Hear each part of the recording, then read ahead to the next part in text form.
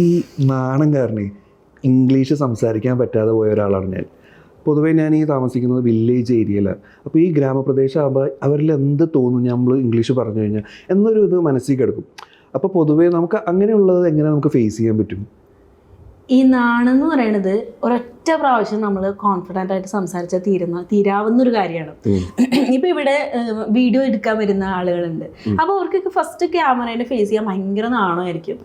Once അവരൊന്ന് face ചെയ്ത് കഴിഞ്ഞാൽ പിന്നെ അവർക്ക് എല്ലാ പ്രാവശ്യവും ഭയങ്കര കോൺഫിഡൻസ് ആയിരിക്കും. അപ്പോൾ ആ ഒരു കാര്യം തന്നെയാണ് ഈ ഒരു ലാംഗ്വേജിലുള്ളത്. ഒരൊറ്റ പ്രാവശ്യം ആ ഒരു കോൺഫിഡൻസോട് കൂടിയിട്ട് ഒരാളുടെ മുഖത്ത് നോക്കി നമുക്ക് സംസാരിക്കാൻ കഴിഞ്ഞാൽ അവിടെ തീരാവുന്നൊരു കാര്യമാണ് ഈ നാണം എന്ന് പറയുന്നത്. അത് ഇത്ര വലിയ സംഭവമൊന്നുമില്ല.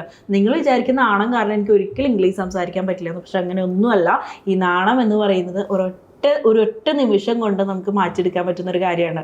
അതിന് വേണ്ടതെന്ന് വെച്ച് കഴിഞ്ഞാൽ നമുക്കൊരു പവർ ഉണ്ടായിരിക്കുക, നമുക്കൊരു കോൺഫിഡൻസ് ഉണ്ടായിരിക്കുക. അത് സംസാരത്തിലൂടെയൊക്കെ ഉണ്ടാവേണ്ടതാണ്.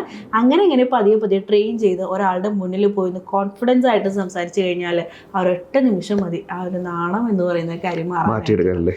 അപ്പോൾ അങ്ങനെ സംസാരിച്ചാണ് നമുക്കതിനെ മാറ്റിയെടുക്കാൻ പറ്റുള്ളൂ. അപ്പോൾ നമ്മുടെ പുതിയ ബാച്ച് സ്റ്റാർട്ട് ചെയ്യുന്നുണ്ട്. ഇങ്ങനെ കമ്മ്യൂണിക്കേഷനിലൂടെയാണ് നമ്മൾ അവരെ ബിൽഡ് ചെയ്തെടുക്കുന്നത്.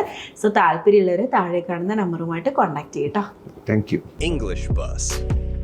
Learning simplified.